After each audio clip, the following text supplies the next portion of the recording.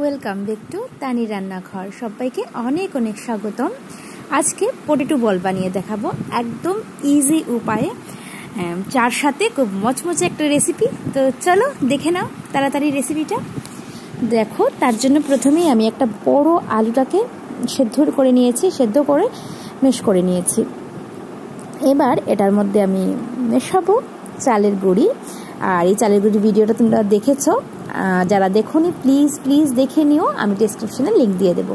তো চালের গুঁড়ি দিয়েছি 3 চামচের মতো। এখানে খুব টেস্টি হয়, অবশ্যই বাড়িতে ট্রাই করবে একদিন। আর এখানে দেখো কর্নফ্লাওয়ার আছে, এখানে কর্নফ্লাওয়ার আমি নেব 1 চামচের মতো। বাবা এই পড়ছেই না, আচ্ছা অনেক কষ্ট করে পড়ছে কর্নফ্লাওয়ার। তো ভরে 1 চামচ দিয়ে দিয়েছি, আর একটু লাগবে, মানে 2 চামচের মতো কর্নফ্লাওয়ার। আর তোমরা যত মচমচে, মানে এটা যদি বেশি মচমচে চাও তাহলে চালের গুঁড়িটা বাড়িয়ে দিতে পারো। তো আমি একটা মিডিয়াম, এত বেশিও না আবার একদম কম না, এরকম মানে মোটামুটি মচমচে বানাবো। তো তার জন্য 3 চামচ দিয়েছি। তোমরা যদি বেশি মচমচে চাও তো অবশ্যই 5-6 চামচ দিতে পারো, কোনো প্রবলেম নেই, দারুণ লাগে খেতে। স্বাদ মতো নুন দিয়ে দিচ্ছি, যেটা ছাড়া রেসিপিটা একদম ইনকমপ্লিট। এবার দিয়ে দেব স্বাদ বাড়ানোর জন্য চিলি ফ্লেক্স, দিয়ে দিলাম 1 চামচের মতো। এবার আর কিছু না, সব কিছুকে একসাথে মিশিয়ে নেব খুব ভালোভাবে। তো একটু সময় নিয়ে মেশাবো, আস্তে আস্তে একটু মেশাবো। আমি তাড়াতাড়ি করে দেখিয়েছি, তোমরা আবার তাড়াহুড়ো করবে না।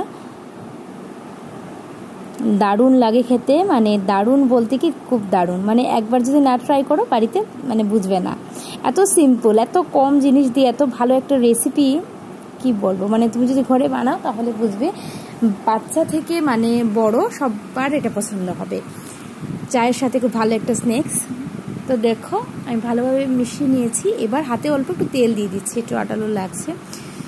এবার এটাকে আমি আরেকটু মিক্সড করে নিচ্ছি খুব ভালোভাবে, পার্ট করে নিচ্ছি যাতে আমার সুবিধা হয় তার জন্য। আর সাইজটা আসলে তোমরা বুঝে দেবে, বাট আমার ভালো লাগে একদম ছোট ছোট করে, পটেটো বল যেভাবে হয় এই ধরনের। তোমরা চাইলে একটু বড় দিতে পারো, বাট আমার মনে হয় বড় দিলে এত বেশি টেস্টি হয় না, মানে ছোটোটাই খুব বেশি টেস্টি হয়। তো আমি ছোট সাইজে, তোমরা দেখবে কীভাবে করছি। তো দেখো এভাবে লম্বা করে একটু করে নেব, একটু ভালোভাবে মিশিয়ে নিচ্ছি। আর হাতে লাগছিল তাই একটু গুঁড়ি দিয়ে দিলাম। লম্বা করে বেলে নিচ্ছি। আজকের ভিডিওটা আশা করি সবার খুব ভালো লাগবে। ভালো লাগলে প্লিজ লাইক করো, কমেন্টস করে জানিও কেমন হয়েছে।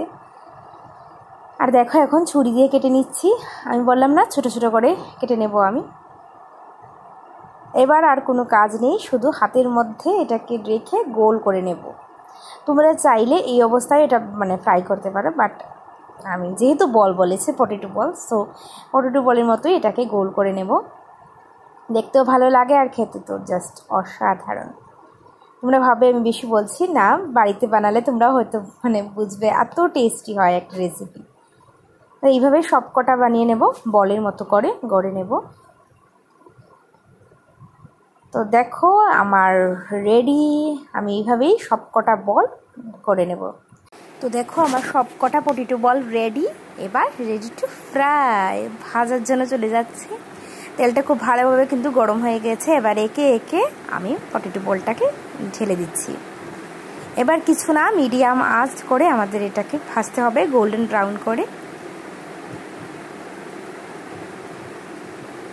আর এটা যদি আমি 100 না 200% শিওর, এটা যদি ঘরে একবার তোমরা ট্রাই করো বারবার বানানোর রিকোয়েস্ট আসবে, এত ভালো হয় এটা খেতে, আর খুব কম উপকরণ দিয়ে। দেখো খুব তাড়াতাড়ি ভাজা হয়ে যাচ্ছে, আর মোটামুটি হয়ে গেছে, আরও একটু সময় ভাজলেই হয়ে যাবে। তো দেখো আমার ভাজাটা কিন্তু হয়ে গেছে, আমি নামিয়ে নিচ্ছি। তাহলে আজকের আমার পটেটো বল কেমন লাগলো অবশ্যই জানিও, আর ভালো লাগলে তো সাবস্ক্রাইব করবে আমার চ্যানেলটা। বেল আইকনটা প্রেস করে রাখো। আবার দেখা হবে নতুন একটা ভিডিওর সাথে। আর ভিডিওটা একটু শেয়ার করে দিও ফ্রেন্ড ফ্যামিলি সবার মধ্যে। টাটা।